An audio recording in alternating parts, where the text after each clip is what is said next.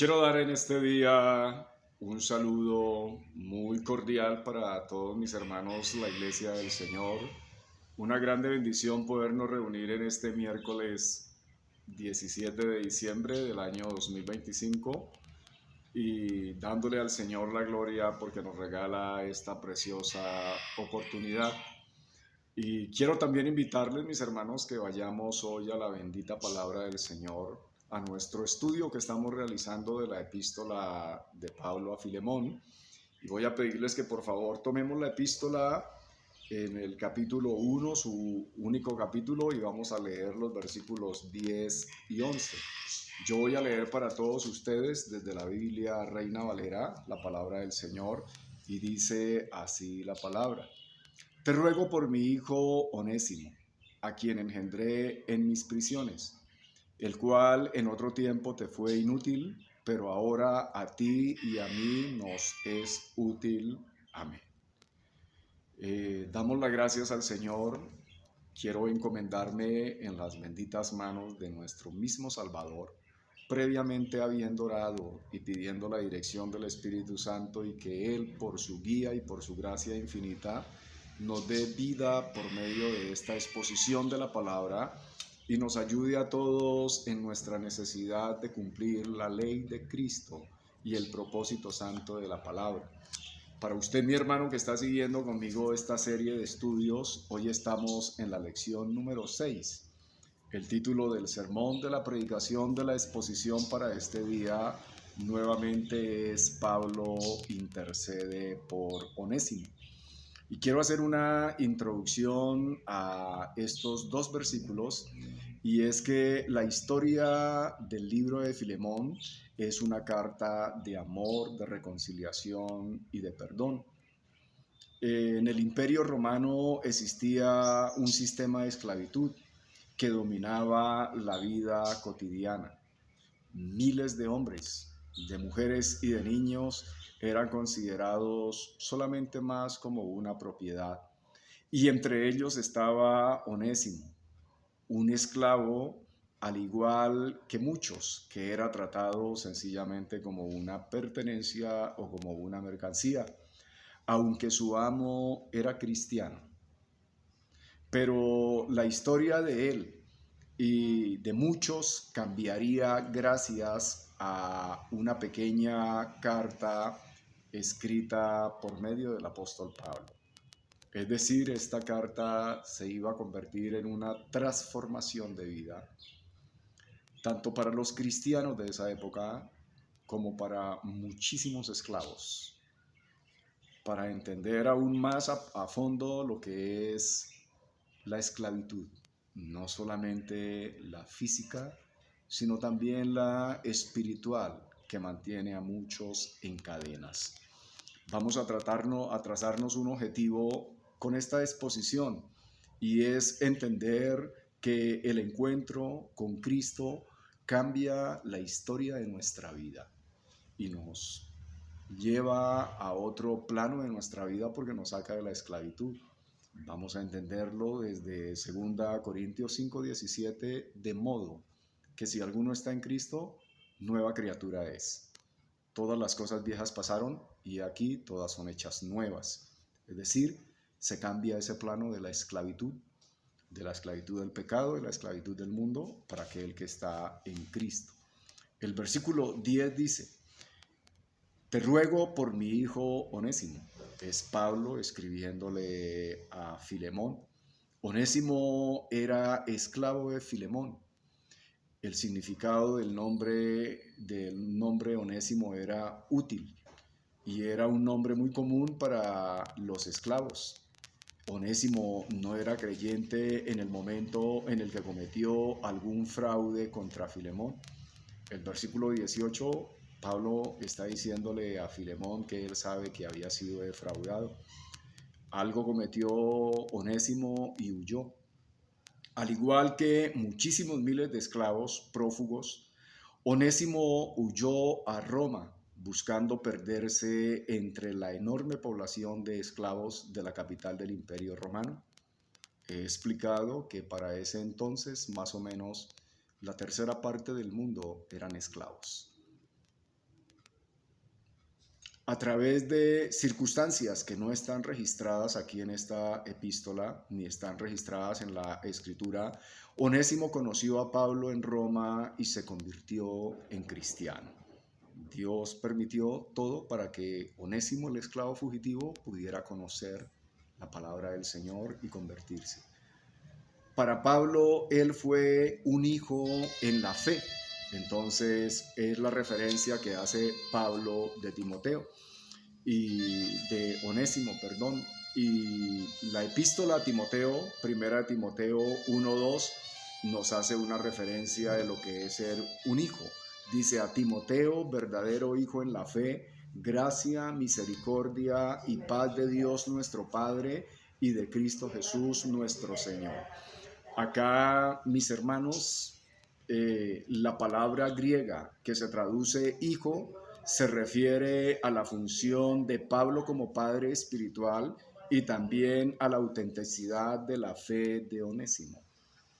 Vamos a entender, mis hermanos, que un hijo en la fe es aquella persona que acoge el evangelio de nuestro Señor Jesucristo, que acoge la palabra y vive por los principios de la fe, y entonces se convierte en un hijo en la fe. Sigue diciendo el versículo: a quien engendré en mis prisiones. Mientras que estuvo en la prisión romana, Pablo lo había llevado a la fe en Cristo.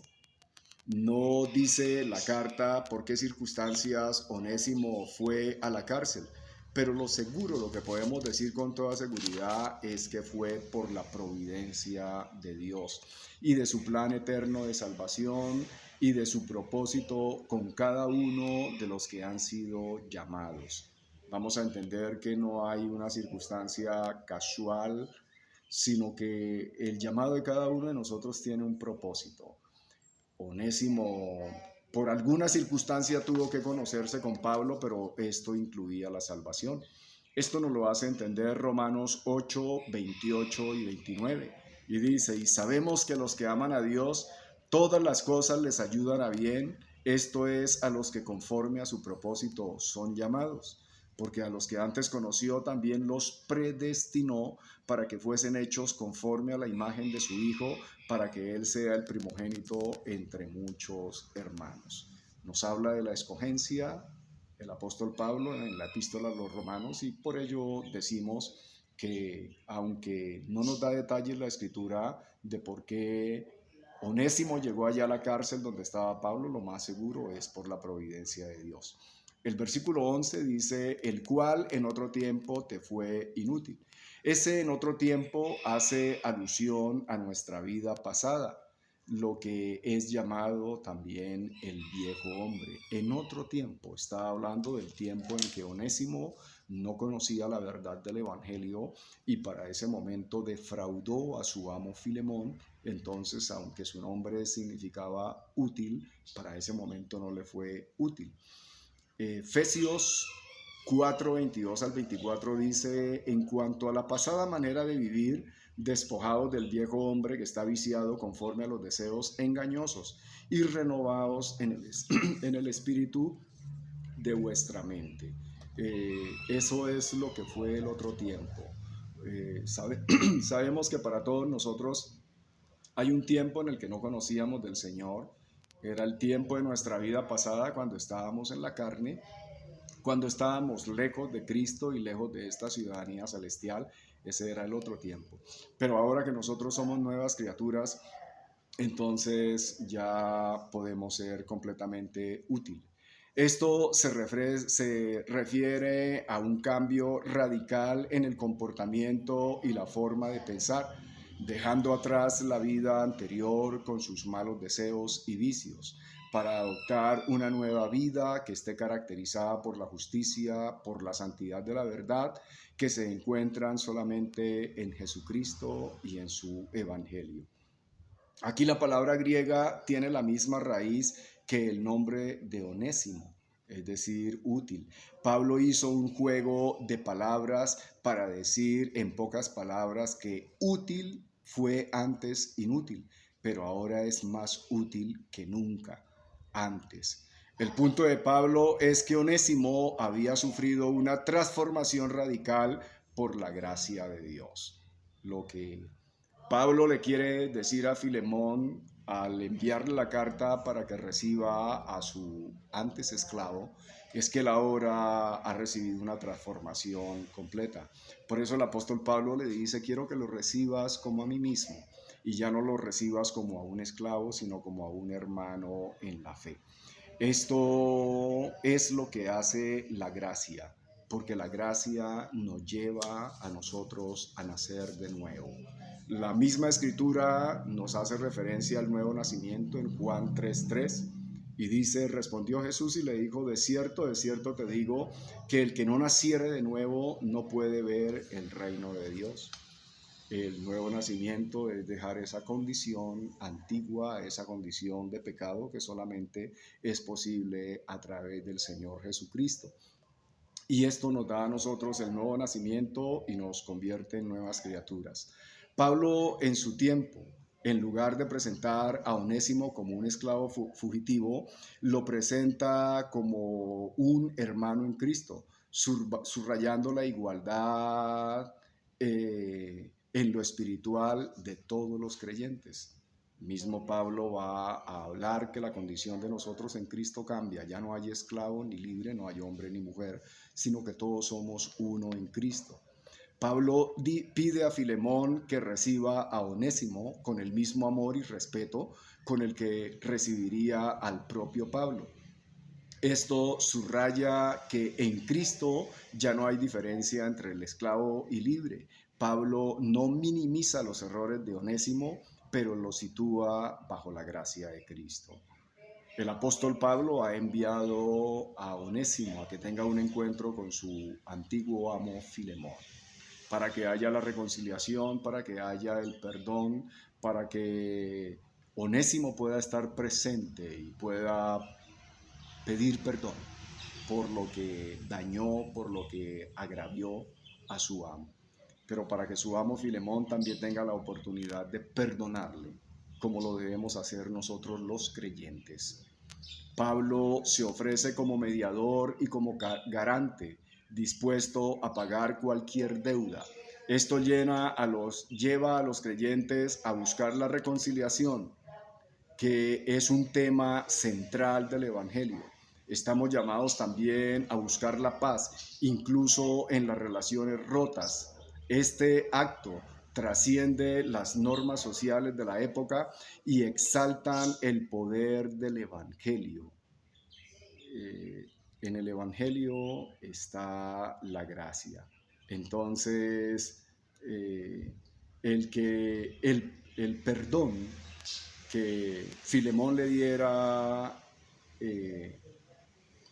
a Onésimo iba a ser algo muy revolucionario.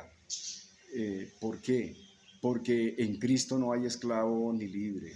Y mientras que en Cristo podemos perdonar incluso todas las más grandes ofensas, el amor y el perdón refleja también que en Cristo tenemos una nueva identidad. Entonces, ¿cuán necesario es este encuentro? Y por eso el apóstol Pablo está intercediendo ante Filemón, porque esta condición de Onésimo debe cambiar. En Cristo somos nosotros nuevas criaturas y eso lo debemos tener muy presente. Quiero que le demos las gracias a Dios.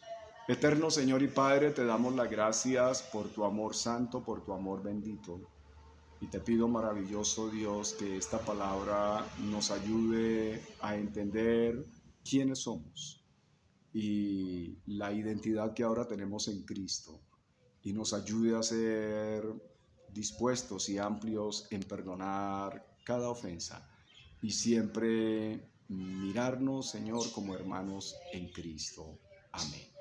Muchísimas gracias, mis hermanos. Reciban un saludo de su servidor y amigo. Que Dios me los bendiga y nos vemos en la próxima.